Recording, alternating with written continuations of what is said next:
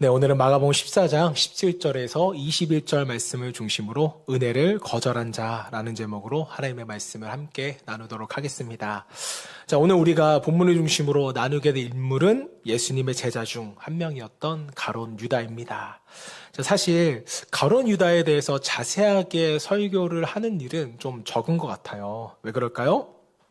가룟 유다를 생각할 때마다 우리의 마음이 조금씩 불편해지기 때문인 것 같습니다. 그의 이름은 배신의 상징이고 믿음의 실패의 대표적인 인물이 바로 가룟 유다입니다. 자, 그래서 우리는 가능하면 그의 이름을 좀 피하려고 하는 경향이 있는 것 같아요. 설교자도 그렇고 성도님들도 그런 것 같습니다. 자, 그런데 우리가 좀 선입견을 내려놓고 좀 객관적으로 본다면 12제자 가운데요, 가장 겉모습적으로는 가장 제자다운 사람이 오히려 가룟 유다였다는 것입니다. 참 이 부분이 아이러니한 부분인데요. 자, 예수님의 12제자 중에 11명은요, 어디 출신이었을게요? 너무 문제가 항상 어려운데요. 갈릴리 출신이었습니다. 자, 12제자 중 11명이나 무려 갈릴리 출신이었어요. 근데 유대 사람들에게도 갈릴리는 좀 어떤 지역이었어요? 좀 무시받는 지역, 좀 안 좋은 동네라는 인식이 강했던 지역이었습니다. 학문적으로도 또 사회적으로도 인정받지 못한 것이었고, 그들 대부분은 또 어부들이었다는 것이죠. 배운 것도 많지 않았고 사회적인 지위도 그렇게 높지 않은 사람들이었습니다. 자, 그런데 가룟 유다만큼은 조금 달랐어요. 그는 유대 지역 출신이었습니다. 자, 유대는요, 당시 이스라엘의 종교 정치의 중심지였고, 또 예루살렘도 어디 있었어요? 유대 지역에 있었다는 것입니다. 자, 그리고 가룟 유다는요, 출신 지역만 좋은 것이 아니라 혈통도 굉장히 좋은 집안의 사람이었습니다. 자, 가룟 유다는요, 한마디로 독립운동가의 자손이었어요. 어느 정도냐면 한국으로 따지면 백범 김구 선생님, 안중근 의사 정도 되는 가문의 자식이었다는 것입니다. 자, 그의 조상 가운데 유다 마카비우스라는 인물이요, 이스라엘 독립을 위하여 싸웠던 독립 영웅이었습니다. 자, 때문에 로마 정부도 그의 가문을 쉽게 건드리지 못할 정도로 아주 강력한 영향력을 가진 가문이었습니다. 자, 아버지인 가룟 시몬도요, 이와 같은 명성을 떨쳤던 사람이었어요. 자, 때문에 사람들의 기준으로 보기에는 예수님의 제자 가운데 가장 믿음직한 사람은 저 사람이야. 예수님의 수제자는 베드로보다 사실 좀 저 사람이 어울리는 것 같아. 이렇게 생각을 했다라는 것이죠. 누굴 보면서요? 가룟 유다를 보면서요. 자, 그런데 여러분, 지금 이 상황이 무엇을 의미하는지 아십니까? 사람의 생각과 기준으로는 가장 부족해 보이는 사람이 실패할 것 같은데, 오히려 가장 합당해 보이는 사람이 뭐 했다는 거예요? 실패하고 무너져 내렸다는 것입니다. 겉으로 보기에는 믿음이 정말 좋아 보여요. 말도 잘하고 행동도 바르고 예배도 보면 굉장히 잘 드립니다. 자, 그런데 마음은 전혀 하나님을 향하고 있지 않을 수 있다라는 것이죠. 가룟 유다가 바로 그런 인물이었습니다.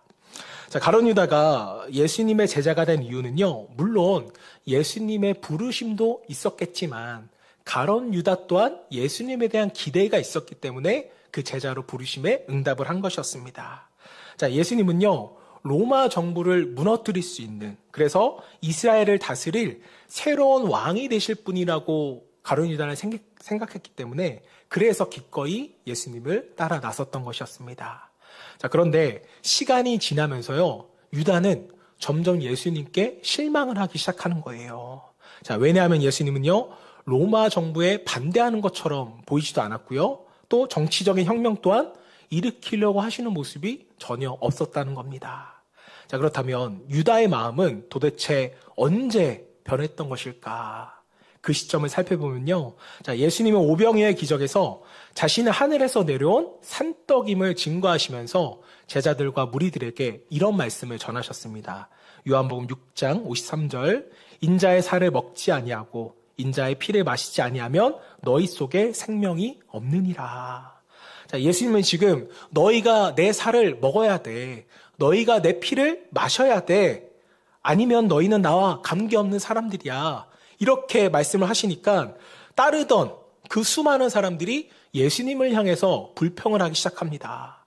살과 피를 먹어라? 어떠세요, 여러분? 갑자기 난생 처음 이런 말을 처음 들었다고 생각해 보세요. 좀 무섭지 않으세요? 때문에 예수님을 따르던 12제자뿐만 아니라 또 예수님을 따르던 500명의 무리의 제자들도 있었잖아요. 자, 그들은 이 말씀이 너무도 어렵도다. 누가 이 말을 들을 수 있겠느냐? 불평을 하면서 예수님의 설교가 마친 뒤에 수많은 제자들이 예수님을 떠나기 시작을 했습니다. 자, 이때 분명 마음이 동요됐던 사람들이 있었다는 것이죠. 자, 오병이어 사건 이후에 예수님의 능력이면 충분히 로마 정부를 무너뜨릴 수 있을 것 같았어요. 이스라엘 영광을 다시금 되찾을 수 있을 것 같았습니다. 이렇게 생각을 했는데 예수님은 정치적 혁명이 아니라 뜬구름 잡는 이야기를 하는 것 같으니까 이분 정상이 아니시네 라고 판단한 후에 무리들이 떠나기 시작한 것입니다. 자, 이때 예수님도 12제자를 보면서 물으세요. 너희도 나를 떠나갈래? 이때 한 명이 나서서 대표로 말합니다. 누굴까요? 항상 대표는 베드로예요. 베드로가 말합니다. 요한복음 6장 68절 시몬 베드로가 대답하되 주여 영생의 말씀이 주께 있사오니 우리가 누구에게로 가오리까? 베드로가 제자들을 대표해서 아주 모범적인 답변을 합니다. 하지만 속마음은 그렇지 않은 사람이 있었다라는 것이죠. 그걸 아시는 예수님께서는 이렇게 답을 해주십니다. 70절 말씀. 예수께서 대답하시되 내가 너희 12를 택하지 아니하였느냐. 그러나 너희 중에 한 사람은 뭐다? 마귀니라 하시니. 제자들 중에 마귀가 있대요. 예수님은 왜 이런 말씀을 하셨을까요? 마음의 변화가 일어났던 가룟 유다의 마음을 꿰뚫어 보시고 그가 회개할 수 있는 최적의 기회를 주시기 위해서 이런 말씀을 하셨던 겁니다. 자, 유다가 예수님의 이런 말씀을 들었을 때 사실 유다는 어떻게 반응했어야 돼요? 곧바로 회개했어야죠. 주님, 저를 좀 도와주세요.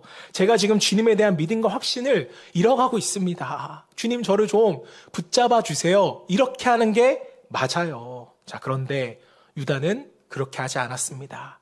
아무 말도 하지 않았고요. 침묵으로 일관했어요. 그 침묵 속에서 유다의 마음은 점점 어두워지기 시작합니다. 자, 여러분, 이때부터는 진짜 문제가 시작되게 되는데요. 바로 신앙생활의 이중생활이 시작이 됩니다. 겉으로는 제자인데 예수님을 따르는데 그의 마음은 점점 예수님과 멀어지기 시작한다는 것이죠. 여러분, 신앙이 무너질 때는요, 결코 한순간에 무너지는 법은 없어요. 침묵 속에서 우리가 아무 말 하지 않는 순간, 그 순간부터 신앙은 무너지기 시작하는 겁니다. 즉, 예수님께 마음을 열지 않는 그 순간부터 이미 우리는 무너져가기 시작하는 것입니다. 자, 우리가 마리아의 향유옥합의 헌신에 대해서 말씀을 나눴을 때 가룟 유다의 모습을 우리가 보지 않았습니까? 자, 마리아의 향유옥합의 헌신은요, 단순한 행동이 아니라 예수님께 전부를 드리는 예배와 헌신이었다는 것을 우리는 기억합니다. 자, 그런데 그때 가룟 유다가 어떻게 반응했는지 기억이 나시나요? 나실 거예요. 자, 요한복음 12장 5절 6절 말씀 우리 같이 읽어볼까요? 시작. 이 향유를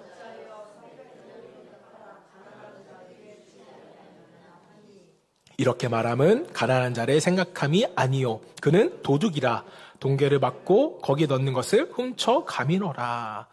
여러분, 상황만 본다면 가룟 유다의 말이 틀려요? 맞아요? 가난한 사람을 돕자, 이 얼마나 신앙적인 말이에요. 자, 그런데 성경은요, 그 마음의 동기에 대해서 우리에게 분명하게 말합니다. 그는 가난한 사람을 생각한 것이 아니라 그는 뭐다? 도둑이었다. 유다는 예수님과 제자들의 돈계를 맡고 있었는데 그 돈을 조금씩 뭐 했다는 거예요? 훔치고 있었다라는 것이죠. 자, 여러분, 이 얼마나 무서운 모습입니까? 겉으로는 정의를 운운하고 신앙을 말하지만 그 내면에는 뭐가 가득 차 있었던 거예요? 욕심과 탐욕이 가득 차 있었다라는 것입니다. 자, 유다는 예수님과 제자들의 돈을 관리하면서 이미 오래전부터 돈을 훔치고 있었어요.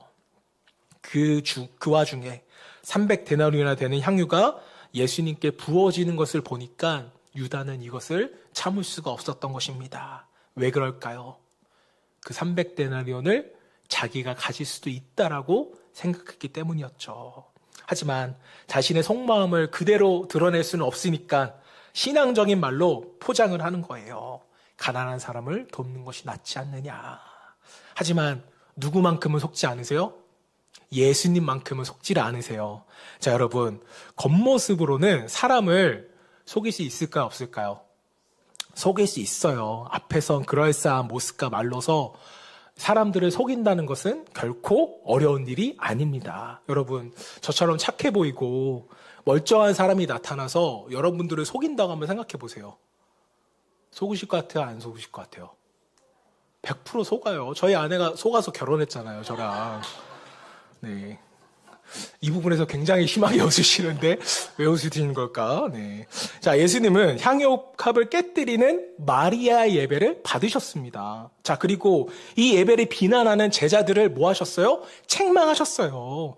자, 분명히 이 책망의 말씀은 유다의 마음 가운데 꽂혔을 겁니다. 자, 왜냐하면 예수님은 이 말씀을 왜 하셨어요?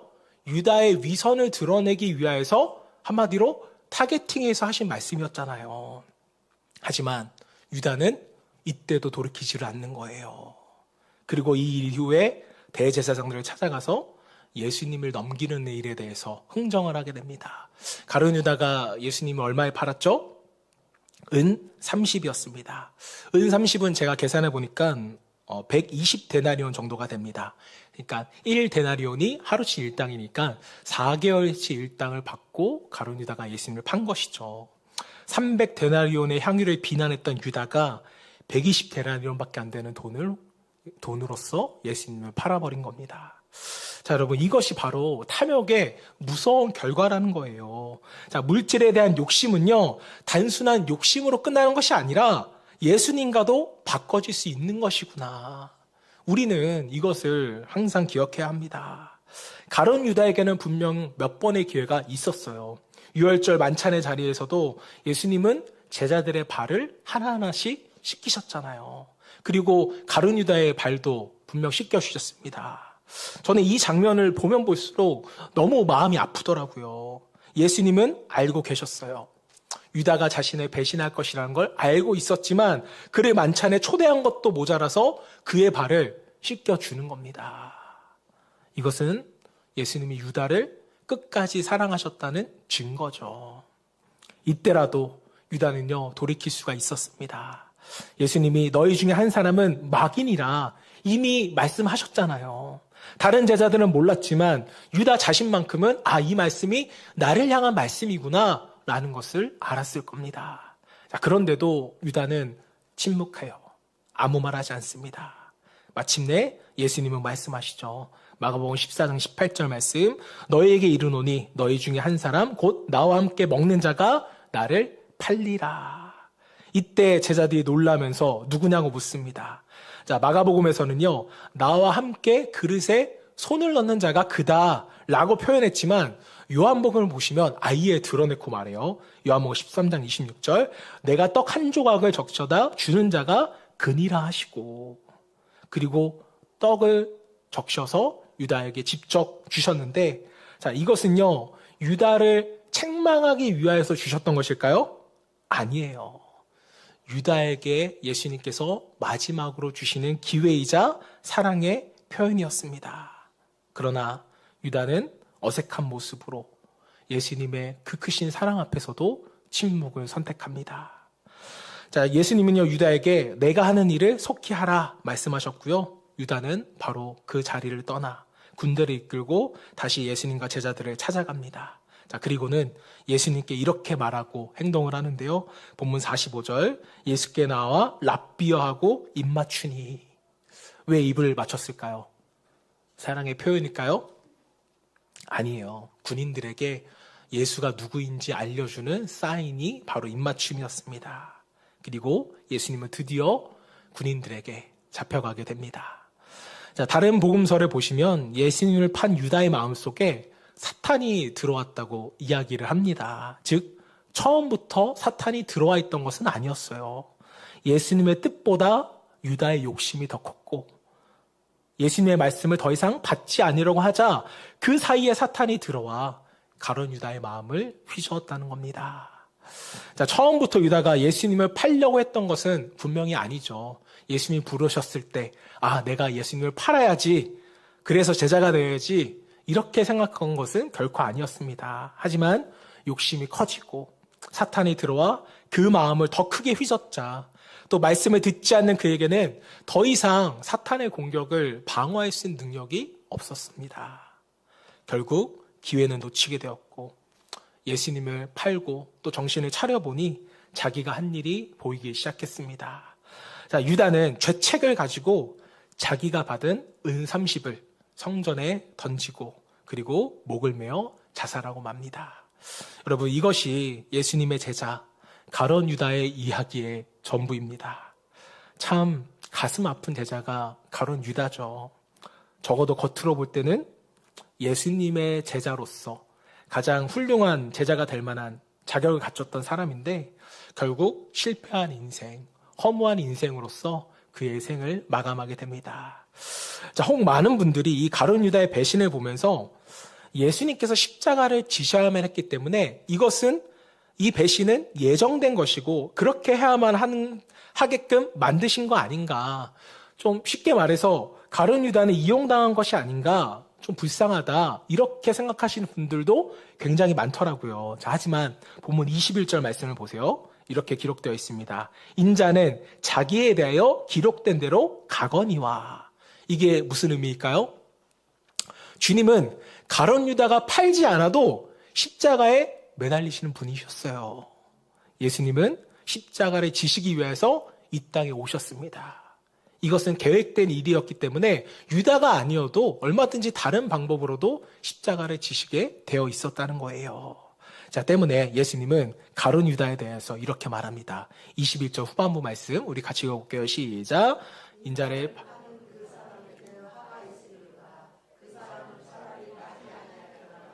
자기에게 좋을 뻔하였느니라 하시니라. 가룟 유다의 선택은 그가 지은 죄는 너무나도 크다는 것이었습니다.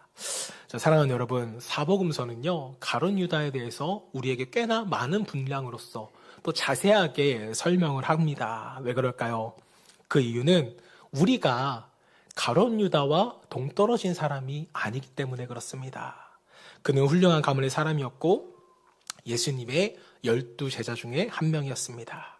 그럼 그가 예수님을 배신하고 돌이킬 수 없는 죄악에 빠졌다면 우리에게도 이런 일이 일어나지 않을 수 있다라고 어떻게 장담할 수가 있겠습니까? 하나님께서 이 가룟 유다를 통하여서 우리에게 주시는 메시지가 무엇인지를 우리가 좀 함께 나눌 때 가룟 유다와 같은 실수와 실패 없는 저와 여러분들의 신앙생활 될 수 있기를 주님의 이름으로 축복합니다. 자, 그렇다면 첫 번째로 가룟 유다의 이야기를 통해서 우리에게 주시는 메시지는 무엇일까? 자, 첫 번째는요. 경건한 모임 속에 있다고 우리가 또 내가 경건해지는 것은 아니다라는 것을 우리는 알아야 합니다. 자, 분명 경건한 공동체에 있다는 것은 굉장한 축복이죠. 즉 좋은 교회, 훌륭한 목사님과 사랑이 많은 성도님들과 함께 공동체에 속해 있다는 것은요 분명한 은혜입니다. 자, 그러나 좋은 교회에 속해 있다고 해서 내가 저절로 좋은 신앙인이 되는 걸까요? 그건 아니라는 거죠. 여러분, 가룟 유다를 한번 보세요. 그는 12제자 중에 한 사람이었습니다. 예수님과 가장 가까운 공동체에 속해 있던 사람이었어요. 마가복음 3장 14절 말씀. 이에 12를 세우셨으니 이는 자기와 함께 있게 하시고 또 보내사 전도하며. 자, 말씀을 보시면 예수님이 12제자를 세우신 이유가 뭐예요? 자기와 함께하게 하시려고 12명의 제자를 세우셨다는 거예요. 자, 유다는 바로 그 자리, 그 가까운 자리에서 예수님과 함께했던 사람이었습니다. 예수님의 말씀을 직접 들었고요. 예수님의 기적을 누구보다 가까운 자리에서 보았습니다. 자, 하지만 그럼에도 불구하고 가룟 유다는 뭐 했어요? 실패했다는 거예요. 자, 여러분, 이것은 우리에게 아주 중요한 메시지를 던져줍니다. 예수님과 같은 공간에 있는 것이 곧 예수님과 동행하는 것을 의미하는 것은 아니다. 바로 이 메시지를 던져줍니다. 공동체 안에 있는 것과 주님과 인격적으로 내가 동행하는 것은요, 다른 문제라는 거예요. 이어서 본문 18절 말씀 보세요. 예수께서 이르시되 내가 진실로 너에게 이르노니 너희 중에 한 사람 곧 나와 함께 먹는 자가 나를 팔리라 하신대. 자, 예수님은 분명히 말씀하셨습니다. 나와 함께 먹는 자. 유다는요, 예수님과 함께 먹을 정도로 매우 친밀한 사람이었다는 거예요. 예수님과 함께 수많은 시간을 보냈던 사람이 가룟 유다였습니다. 그러나 결국은 그는 예수님을 팝니다. 겉으로는 함께 했지만 그 예수님과의 그 마음과는 함께 있지 않았더라는 거죠. 사랑하는 여러분, 저는 이 말씀을 준비하면서 여러분에게 이런 질문을 하지 않을 수가 없습니다. 지금 여러분들은 우리 주님과 함께하고 계십니까?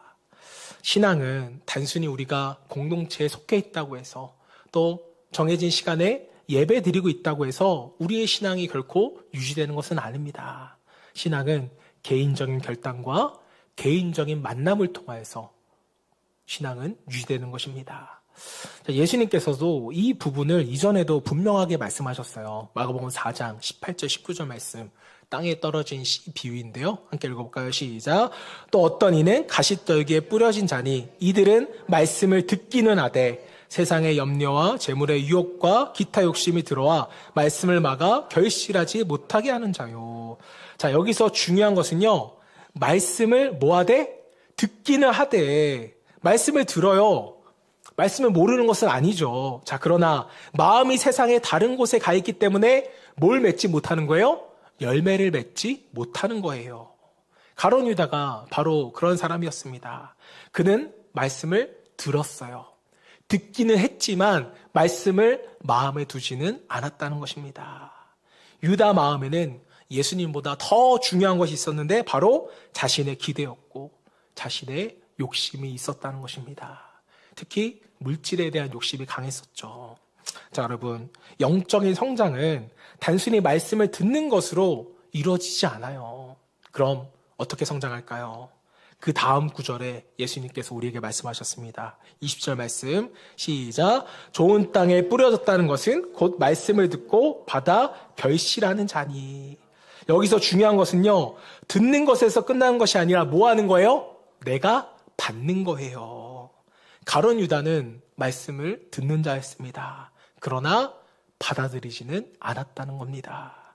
사랑하는 여러분, 우리는 이 사실을 반드시 기억해야 합니다. 경건한 공동체, 좋은 교회에 속해 있다고 해서 자동으로 내 믿음이 자라는 것은 아니에요. 내 개인적으로 인격적인 주님을 만나고 또 내가 말씀을 받아들여야지, 그렇지 않으면 가룟 유다처럼 예수님 곁에 있으면서도 예수님과 상관없는 그런 안타까운 삶을 살아갈 수 있는 것입니다. 중요한 것은 여러분, 내가 어디에 속해 있느냐 이것이 아니라 내 마음이 누구를 향하고 있는가, 이게 너무나도 중요합니다. 저 여러분 모두가 단순히 공동체에 머무는 그런 신앙이 아니라 주님과 1대1로 동행하는 그런 신앙인 될 수 있기를 주님으로 축복합니다. 자, 한 발 더 나아가서 가룟 유다를 통하여서 우리에게 주시는 주님의 메시지 두 번째는요. 자, 은밀한 타락이 겉으로 드러난 타락보다 더 뭐하다는 거예요? 무섭다라는 거예요. 여러분, 발견된 암보다 숨겨진 암이 더 무섭다라는 말이 있습니다. 왜 그러냐면요, 발견된 암은 치료할 수 있지만 발견되지 않는 암은요, 점점 퍼져나가서 결국은 생명을 위협하기 때문입니다. 자, 그런데 죄도 마찬가지인 것 같아요. 자, 드러난 죄는요, 우리가 뭐 할 수 있어요? 회개할 수 있어요. 자, 그러나 숨겨진 죄는요, 회개하지 않기 때문에 점점 더 깊어져 가는 것입니다. 가룟 유다가 바로 그랬잖아요. 유다의 타락은 어느 날 갑자기 이루어진 것이 아니었어요. 아무도 모르는 사이에 그 마음속에서 조용히 그리고 한 걸음 한 걸음씩 진행이 되었다는 겁니다. 자, 겉으로는 아무 문제가 없는 제자, 예수님을 잘 따르는 사람처럼 보였지만 그러나 그의 속마음 속에는 탐욕이 자라고 있었고 불신이 자라고 있었고 예수님에 대한 실망도 그의 마음속에는 자라고 있었습니다. 그리고 이 모든 것을 뭐 했어요? 숨기고 있었다라는 것이죠. 자, 여러분, 숨겨진 죄의 가장 무서운 점은요, 스스로 회개할 수 있는 기회를 차버린다는 데 있습니다. 본문 18절에서 예수님은 분명히 말씀하셨습니다. 너희 중에 한 사람, 곧 나와 함께 먹는 자가 나를 팔리라. 자, 이 말씀은요, 단순한 예언이 아니었어요. 유다에게 주시는 마지막 기회였다는 것입니다. 유다야, 지금이라도 너가 돌이켜라. 지금 이 말씀을 듣고 너가 찔림이 있다면 너가 회개해라. 그러나 유다는 끝까지 침묵을 선택합니다. 자, 21절을 보면 예수님은 이렇게까지 말씀하셨어요. 인자는 자기에 대하여 기록된 대로 가거니와 인자를 파는 그 사람에게는 화가 있으리로다. 그 사람은 차라리 나지 아니었더라면 자기에게 좋을 뻔하였느니라. 자, 이 말씀을 단순한 심판과 저주의 말씀으로 생각을 하시는 분들도 있는데요. 읽으면 읽을수록 예수님의 뭐가 느껴지는 말씀이냐면 예수님의 사랑이 느껴지는 말씀이에요. 예수님은 유다가 이 엄청난 죄에서 돌이키면 좋겠는데 이런 죄를 짓고 지옥에서 후회할 이 제자를 생각하니까 그 유다를 사랑하는 마음으로 예수님은 끝까지 심판을 선언하시면서도 그가 돌이키기를 바라셨지만 끝내 기회를 잡지 못하는 안타까운 주님의 마음이 이 구절에 저는 담겨 있다고 느껴졌습니다. 여러분, 가룟 유다는요, 수많은 회개의 기회가 있었습니다. 예수님의 말씀을 들었고 그의 사랑을 받았고 경고까지도 들었습니다. 심지어 예수님의 발 씻기까지 받았어요. 그러나 그는 돌이키지 않았습니다. 왜 그렇습니까? 자신의 죄는요, 그 누구에게도 드러나지 않았다라고 생각했기 때문입니다. 자, 죄의 가장 무서운 점은요, 죄 자체가 아니라 그 죄를 숨기는 마음에 있습니다. 죄를 지은 사람은요, 분명 다시 회복할 수 있습니다. 자, 그러나 죄를 숨기는 사람은요, 죄를 회복할 수 없는 것입니다. 자, 왜냐하면 드러나지 않는 죄는 회개하지 않기 때문입니다. 자, 때문에 여러분, 혹시 나의 죄가 드러났다면 그것은요, 다시 회복할 수 있는 기회라는 거예요. 또 타인에 의해서 나의 죄가 드러났다면 여러분, 그 사람을 원망하거나 탓하지 마세요. 그 또한 하나님이 회개하며 돌이킬 수 있는 그 기회를 나에게 허락해 주신 것입니다. 죄는요, 우리가 드러내는 것이 아니라 하나님이 드러나게 하시는 거예요. 가룟 유다의 비극은 죄를 지었다는 데 있는 것이 아니라 끝까지 그 죄를 가지고 하나님께로 나아가지 못했다는 데 있는 것입니다. 베드로도 예수님을 부인했잖아요. 자, 가룟 유다는요, 예수님을 팔아서 배신했지만 베드로는요, 성경을 보면 예수님을 뭐 했다고까지 나와요? 저주했다라고까지 나와요. 파는 게 나빠요? 저주하는 게 나빠요? 둘 다 나쁘죠. 하지만 베드로는 울며 회개했다는 것입니다. 이것이 두 사람의 결정적인 차이였다는 거예요. 자, 사랑하는 여러분, 하나님의 은혜를 거절하는 것보다 우리 인생에 비참한 것은 없습니다. 하나님은 지금도 우리에게 기회를 주세요. 지금도 우리에게 말씀하시고요. 지금도 저와 여러분들을 기다리고 계십니다. 중요한 것은 내 죄가 크냐 작으냐 이것이 아니라 내가 죄를 가지고 주님께 나아가느냐 아니면 멈춰 있느냐. 이것이 우리 신앙생활에 있어서 가장 중요한 부분이라고 저는 생각합니다. 자, 그러므로 죄를 숨기지 않기를 바랍니다. 죄를 가지고 우리 주님께 나아가세요. 이때 주님은요, 그 죄를 정죄하지 않으시고 그 죄를 용서해 주는 분이십니다. 가룟 유다처럼 기회를 놓치는 사람이 아니라 베드로와 같이 눈물로 회개하고 회복할 수 있는 저와 여러분 되시기를 주님으로 축복합니다. 자, 마지막으로 가룟 유다를 통하여서 우리에게 주시는 주님의 메시지 세 번째는요, 하나님의 은혜를 거절한 것보다 비참한 것은 없다는 겁니다. 자, 고린도 후서 6장 2절 말씀. 보라, 지금은 은혜 받을 만한 때요. 보라, 지금은 구원의 날이로다. 주님은 우리에게 이렇게 말씀하셨습니다. 자, 이 말씀을 보시면 우리에게는요, 뭘 받을 때가 있다라는 거예요? 은혜 받을 때가 있다라는 거예요. 저는 목사로서 이제 교회에 잘 못 나오시는 분들을 보면은 안타까움이 많아요. 물론 생계와 직장 때문에 못 나오시는 그런 분들이 아니라 예배 드릴 수 있음에도 불구하고 게으름이나 기타 다른 이유로 안 나오시는 분들은요, 정말 하나님의 마음으로서 제가 안타까움을 느끼게 됩니다.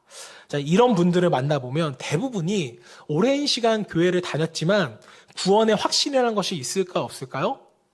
거의 없더라고요. 교회를 왜 다녔냐고 물어보면 하나님 때문이 아니라 그저 교회 분위기가 좋아서, 그래도 절에 가는 것보다는 교회 가는 게 나으니까 교회 나오는 분들도 계시더라고요. 그러니까 세 가지 종교 중에 그냥 선택해 본 거예요. 저는 이런 분들에게도 하나님은 가룟 유다처럼 수많은 기회를 주셨을 것이라고 믿습니다. 그런데 그 기회는 언제나 누가 놓치는 거예요? 나 스스로가 놓치는 겁니다. 여러분, 은혜는 자동적으로 얻어지는 게 아니에요.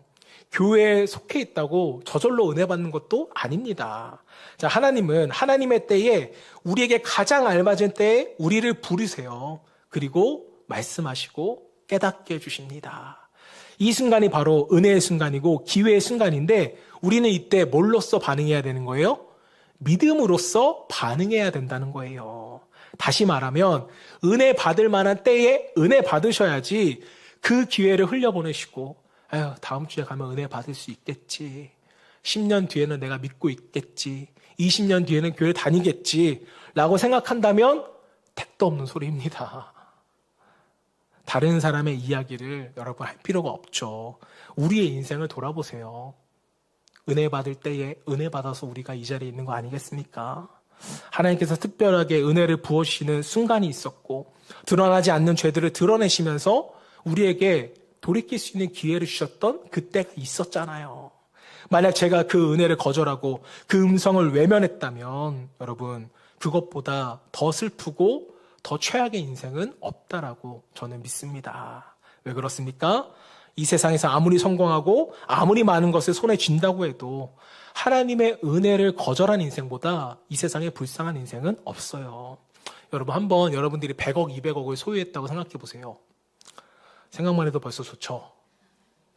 하지만 100억은 있는데 하나님의 은혜가 없다고 생각해 보십시오. 이거보다 불쌍한 것이 있습니까?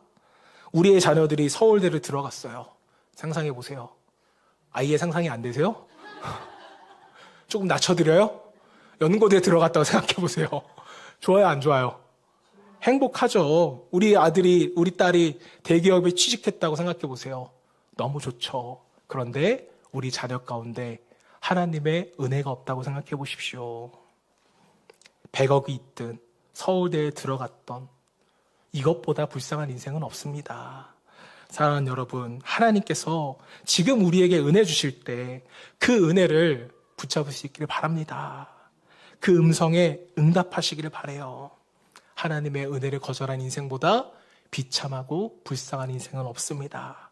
오늘 저와 여러분 모두가 가룟 유다의 이야기를 우리의 반면교사로 삼아서 은혜의 순간을 정말 우리가 놓치지 않고 언제나 그 은혜 안에 살아갈 수 있는 우리의 교회, 우리의 가정, 우리의 자녀 될 수 있기를 주님의 이름으로 축원합니다.